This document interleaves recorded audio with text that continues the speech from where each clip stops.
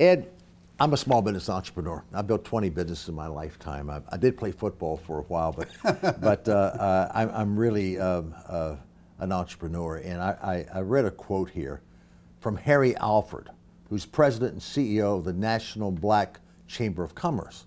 And here's his quote: "We didn't really care about Obama's positions or views on anything. We just wanted a black president no matter what. We should have been more careful as his views on small business, especially black business, are counter to ours." What do you think about that? You know, I spoke to him at great length. Yeah. And he said, "You know what I want to do? I want to send you something I've written about this."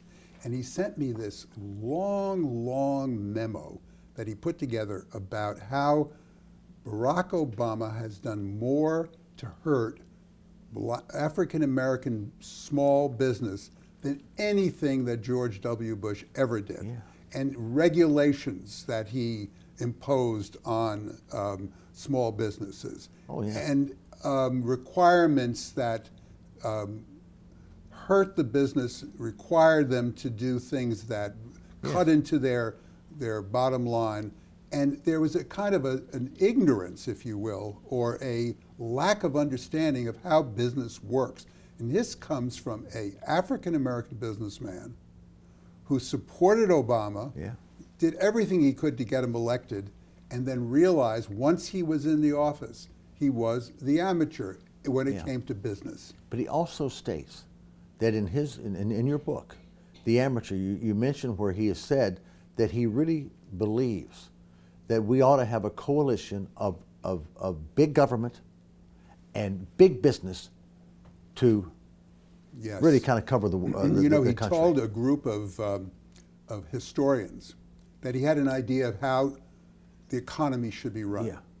The economy should be run in a corporate way, as you just said. Big government, big corporations, not small businesses, and big unions.